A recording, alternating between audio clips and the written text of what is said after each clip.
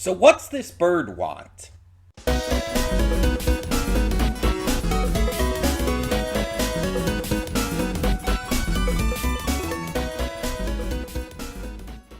Hey everyone, welcome to Princess of Gay. I'm your host Connie, and today we are here with episode 8 of Zenshu. And I'm excited because this bird has been built up, it's in the opening, and now at the end of the last episode, after we have all these flashbacks, all of this information showing just all of these different people that Natsuko had a chance to interact with in her past and just didn't. At least not to any like notable real degree. Two of which had a crush on her.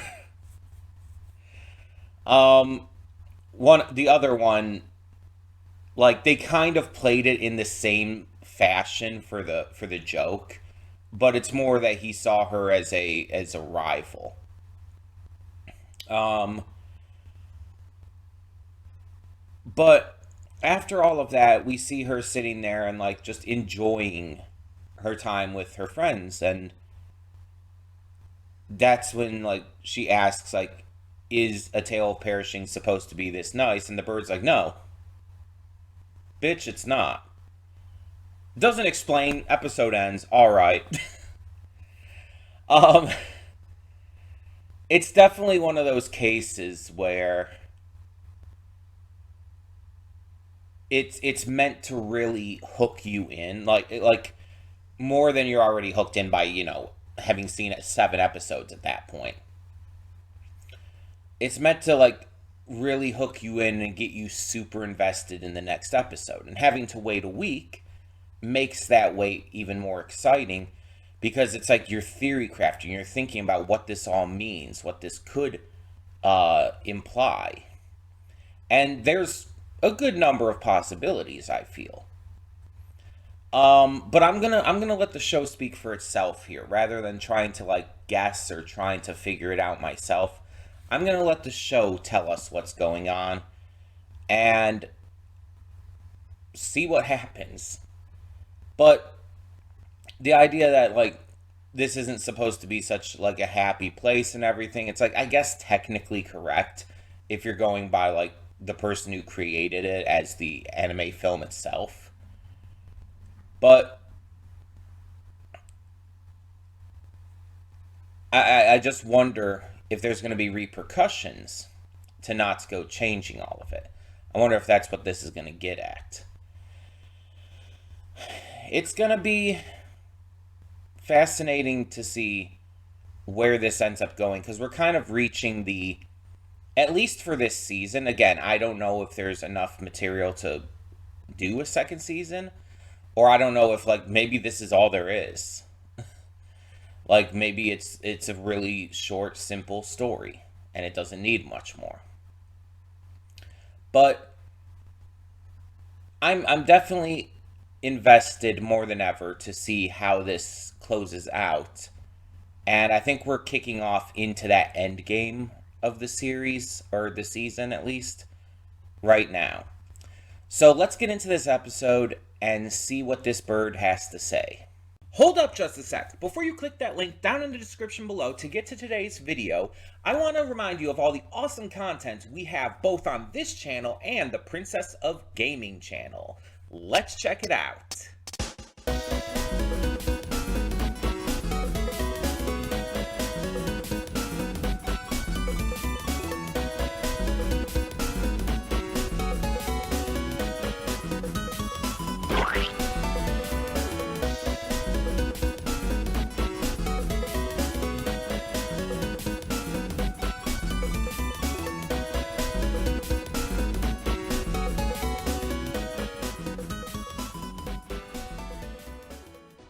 And we are back, and we'll begin with spoilers in 3, 2, 1, now. So I've talked about this before, but I'm a very big fan of romance. I'm schmaltzy like that. I tend to like get like very emotional at like romantic gestures and stuff. I've seen like so many videos of like proposals and whatnot. It just it makes me happy. It makes me like feel good because love is something I value and something I want, mind you. Um it's something that I've unfortunately never really had in that way. And I'm not talking about like familial love. I'm talking like romantic love. Um, just have to specify that because there are many different types of love. Um, and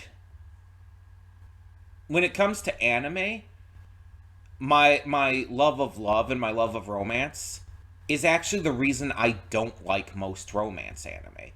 Because I find that most romance anime tend to be bad in that category. Like they end up coming across as very fake, as very unnatural, unrealistic. The way that the relationships are set up and happen doesn't feel believable. And in a lot of cases, there's also times where I just don't think they have good chemistry. And this happens like outside of anime too, but speaking specifically of anime, I think there's two romantic series that I tend to really enjoy. One is Ore Monogatari, My Love Story. And this one I enjoy because it kind of breaks down some of the tropes that a lot of romance anime tend to fall under. And one of the big ones is that there is no will they won't they story. Takeo Goda and Yamato, the main leads of the series, get together practically right away. And the entire series is about them, you know, in their relationship being fucking cute as hell together. Like, that. You don't have all of those like tropes and everything. There's not even like any trope of like them like having an argument or like having some kind of like temporary falling out or anything. They don't even do that. And that's why I like that anime so much because it takes itself out of those standard romance anime tropes. Um, the other one that I really like is Uzaki Chan Wants to Hang Out.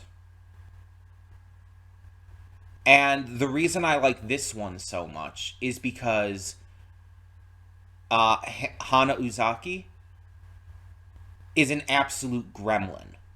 Like I've talked about it so much with this series, but I like it when like female characters can just be fucking weirdos. Can just be absolutely insane. And it's like that's a character trope I love because it's rare. But Uzaki is nuts. She's an absolute menace. But she's also beautiful. She's also genuinely attractive. And funny enough, I actually saw someone talking about this trope on TikTok. I was scrolling through TikTok and I saw a reaction to the trailer for that new movie coming out, K-pop Demon Slayers, I think it's called. That looked really good. I saw the trailer for that and it looked really good. It's from this same studio and all who brought us Spider-Verse, so that's saying something. But I saw like someone on TikTok reacting to it just super randomly. And they were even saying that it's like they liked how these girls who are like very conventionally attractive are being shown to be absolute gremlins and menaces and having the weirdest personalities and all. And it's like, yes, exactly that. Because it's like that's what I look for. That's a trope that I just genuinely love. I love it with Natsuko in this. She's an absolute fucking weirdo, but she's very beautiful. She's extremely attractive. And at the same time, it's like again, she can be fucking weird as hell. And then you have um Uzaki-chan wants to hang out, where it's like it's the same kind of deal. Also, that series does play on the trope of like will they, won't they, but it does it in a way to where it makes sense because of their personalities. Like their personalities make it work. And the way the series works with its comedy, it's like it's one of the more like believable usages of that trope, I would say. But all of this is I'm saying all of this because like this series is at first glance not necessarily a romance series. It's an isekai that's going to have romance in it. You know, like Sword Art Online. It's an isekai that has romance in it, but I wouldn't call it a romance series. But Natsuko and Luke's relationship has actually been set up right from the beginning to be a main focal point of Zenshu. And we've been getting this like for multiple episodes where their relationship has been growing. They've started seeing each other in different ways. I mean, especially Natsuko seeing Luke in different ways than she knows him from the movie. But like he started to see her differently as they've, hung out and connected more. And on top of that, we see that there's also the setup from last episode with the flashbacks and everything. We see how Natsuko had multiple people falling in love with her and everything, having those squee moments. And when she was told to write this, romance for this movie, she couldn't figure it out because she didn't know what that moment was like. She never like understood it because she never had it and she never experienced it like with anyone around her, even though there were others around her having that moment and she just didn't realize because she was in her own world. But we saw how she was struggling to figure it out, like even like scaring people like by finding them on the streets and all to ask if they've had their squee moment and stuff. um uh Goodness, sorry, there's a little issue going on with my power cord into OBS. Hope that hasn't been happening this entire time, because it's causing, issues here. But anyway, um, I got a little distracted. The point is, it's been setting this up like this entire time. Because again, I believe like very early on in the series, it had mentioned that, that Natsuko kind of had a thing for him. And again, with episode 4, with Destiny's introduction showing she was clearly jealous of Destiny, it was set up like very early on in pretty much the entire series. Last episode was obviously largely setting that up. Geez, give me a second here.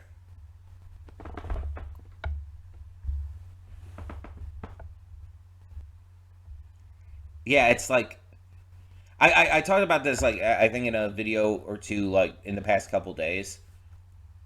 But like my power cord's been having issues. It's been giving me shit basically. And it's like it was working fine like this entire time like during the reaction and all, but now suddenly it's starting to give me shit again. I definitely need to get a new one. um but yeah. Either way, this has been set up really well, and I could obviously see that they were starting to set this up early on in this episode. So when like when Luke started finally admitting it, mostly to Unio at first, it's like I didn't expect him to actually say anything to Natsuko until the end of the episode. So I was actually pleasantly surprised that he, like, right in, like, the middle point of the episode, just went to her and told her. Mind you, he then started messing it up by, like, telling her at every chance he got, every time he saw her, and kind of scaring her and sending her into this spiral of, like, confusion and shock and, like, the lack of belief and everything. Like, she's disbelief, I guess, would have worked better than what I tried to say there. But yeah, it's like she's trying to, like, rationalize that he's just a drawing and shit to her. And that's how it's always been. But then she's realizing as it goes on that, like, no, the reason I'm rationalizing this is because I've developed these feelings as well, which she definitely comes to realize in the hot springs. Which, thank you for giving us hot springs episode. It's like both of them are attractive. I'm into this. But it's like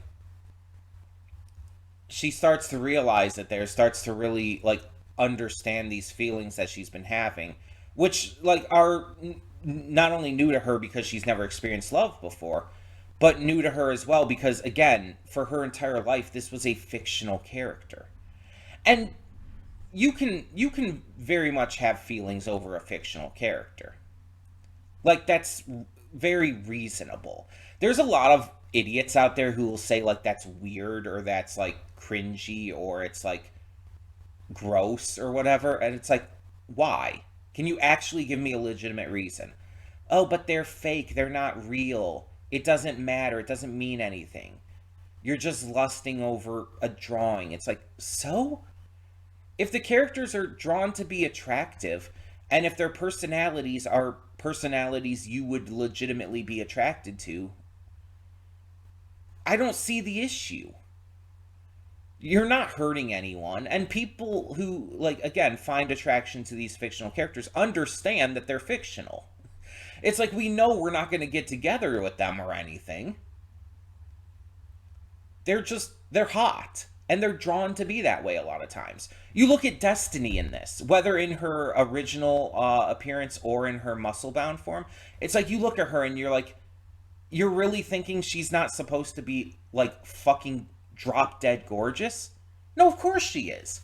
Of course not, or not Natsuko. Well, Natsuko too, maybe, but of course Destiny is supposed to be seen as extremely attractive in both her muscle-bound form and her original, more, standard body type. She's meant to be super attractive. That is literally her character design. Like, no matter what, she's barely wearing any clothes. Her father has his big-ass bulge out everywhere. He's meant to be super attractive, too. And he is. Justice is meant to be super attractive, even though he's a dragon. They directly call out to the fact that he's super attractive. He's literally drawn to be that way. Or I don't know. I don't think anyone's used pronouns for Justice yet. I genuinely don't think they have. They, like, just talk about them saying, like, Justice or Just Chan. That's why I've been trying to use they, them pronouns, but sometimes I do slip up. I genuinely don't know, like, what Justice's pronouns are supposed to be, because I don't think it's said, unless I've missed something. But either way, the point I'm trying to get at is, like, she is trying to rationalize this because she doesn't understand her feelings. It's not just because he's a fictional character, but that's how she's trying to rationalize it. And again, all her life, that's just how she's viewed him, though. That's more of the issue. How she's viewed him. Because for her entire life, she's viewed him as a fictional character. But now, she started to see beyond that. She started to see more of the person he is. At least in this world. And that's who she's falling in love with, and she's realizing that.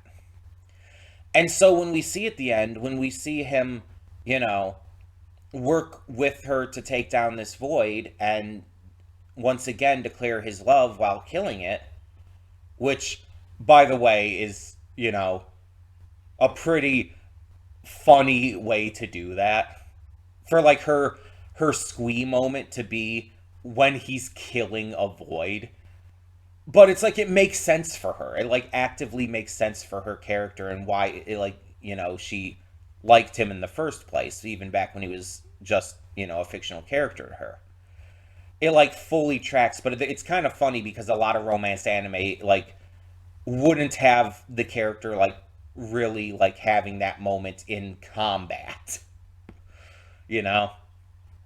Um but yeah, she sees him do all this and she has her squee moment. Her heart goes doki doki and she has her squee moment. It sounds cringy, but it does. I understand that. But that's kind of the fun of it. And this series kind of plays on that kind of thing. She has fully, like, more than before, fully fallen for him. But according to Bird Bitch, this might not be this might not be possible, or it might be, I guess, a doomed romance, we could say, because we find out the secrets of Bird Bitch in this episode. And I'm going to keep calling her Bird Bitch because I cannot remember her actual name. But we saw the bird a couple times, and like again, she's in the opening. But we finally see like Natsuko having to deal with her at the beginning of this episode, and Destiny is the one who actually ends up trapping and capturing her, which fantastic. I just love that Destiny is a recurring character, that she wasn't just like a one and done, because she's so good. She's probably my favorite character. I mean, I think it's pretty fair to say.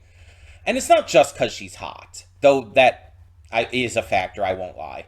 I like her character. I like her arc. I like that she's, dedicating her life to running this orphanage. I just think she's a fantastic character who's super likable, and she just happens to be like, exceptionally buff and attractive. I just like, she happens to be exactly my type in practically every way.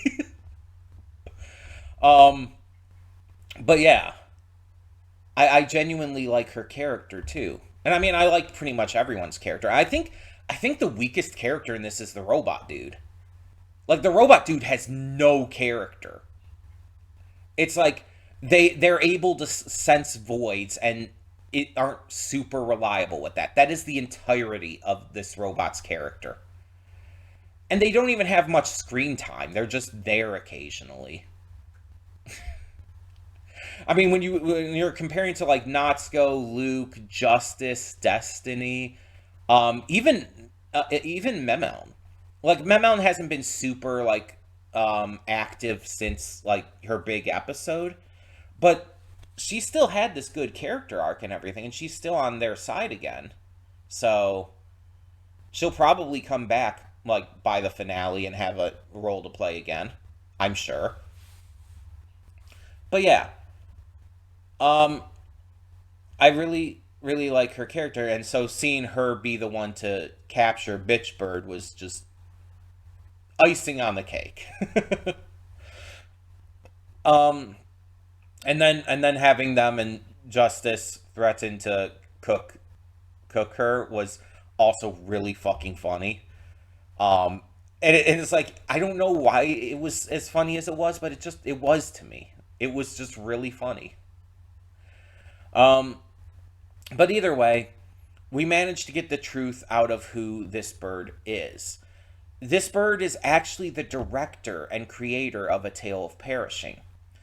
And I think it mentioned that the director, that she died. I think it mentioned that in the past, in one of the other episodes. And I think it might have even showed the picture, because it showed the picture of her, like what she actually looked like. I think we saw that picture before, because it looked familiar to me. But either way, um, so she died, and she also was isekai'd into this world, into a tale of perishing, which is fascinating for a number of reasons. But she seems to be upset at Natsuko for changing things, because it goes beyond what her story was. And one of the reasons she's upset by it is because, as she like makes clear, when she made the movie, there was a lot of scenes she had to cut. A lot of like aspects of the characters of the story that she couldn't keep in, because that's how, making a movie like that would go. There are going to be things you're going to have to cut. That's why deleted scenes exist and all. But she's like saying there was so much that I had to cut, and you're just like delaying the inevitable. Luke's demise has to happen. That's how this story ends. And so she's like, she seems to be acting under the impression that this is like a fixed point situation. That Natsuko, and I guess her as well, are living through the events of this story after having died.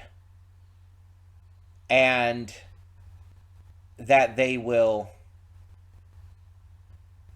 maybe pass on or something after it's finished. But Natsuko, by interfering, is delaying that. Delaying the inevitable. But what happens if she continues to delay it? That's the thing. She's obviously been changing all of this. What happens if she continues to delay it to the point where they eventually do come up face to face with the main void, the leading void? I forgot what it was called. It had a specific name. But they come face to face with that, and what if they defeat it? What then? The voids are going to be gone. There will be no threat. Luke's demise, like, maybe would have to come some other way, but then it wouldn't be the same thing, right? It wouldn't be her story anyway. I mean, it already isn't by this point, but still. And what if Natsuko and everyone continues to defend things and keep things safe and continues to live together and everything until they die of natural causes? What happens then? It's like, logically speaking, that could very well occur. I don't think this bird, I don't think the director is like saying that it's going to happen because it is like a fixed point that is going to happen. I think she's saying it because she wants it to happen, because she wants her story to be told. She wants it to go the way it's supposed to go. But I'm thinking that Natsuko is going to continue to change that with the help of everyone else. That they're going to change this destiny that's trying to be forced on them. That kind of feels like that's at least part of this. Part of the, like, themes of this series. Like, changing what seems to be your set course in life. Because Natsuko herself is changing that. Natsuko's set course in life has changed dramatically, and not just because she died and was isekai to another world, but in terms of how she like interacts with people, in terms of how like she works with others, etc., etc. She's a much different person because she changed her course in life thanks to her new friends, thanks to her experiences here. That's important to the story. And so, while there is still definitely the possibility of this having a bittersweet or even tragic ending, it feels more like it would be in line with this series if it actually did have a happy ending, as a way of basically giving a middle finger to the idea of destiny. Not the character, but the idea. I have to very much specify that with this series. Because anyone gives a middle finger to my girl Destiny, and I'm not even confrontational, and I'll fight them. It's like, yeah, you can die now. Do not insult my girl. But yeah, just to the concept of destiny itself, to the concept of like a predetermined fate based on the path your life has taken. I again, I don't think it's like, I don't think this bird is as prophetic as she is just like kind of trying to enact the intended story. And so when she's saying it's like it's not going to work, I don't think she means it like, oh, like nothing you do is actually going to change anything. She's trying to say like, this the story I wrote is going to keep going the way it's going to go. It needs to. I want it to. It's more of like her trying to convince herself, I feel. And, being annoying in the process. But at least Natsuko got an autograph out of it, so there is that. She has a new family heirloom. um, but yeah, just absolutely wild. And if this does have a tragic ending, as long as it's well done, I think I can handle it. Because this entire series has been extremely well like handled and written, and it's just been like really well done. So as long as, if it does have a tragic ending, as long as it's well handled, I think I'm okay with that. But we'll see. Hopefully it doesn't. I mean, I would like it not to, but we'll see. In the meantime, thank you so much, as always, for tuning in. Let me know your thoughts on this episode of Zenshu and on the budding romance between our two leads. And thank you, no, I said thank you for tuning in. I'm Connie, and I'm signing off. See y'all next time.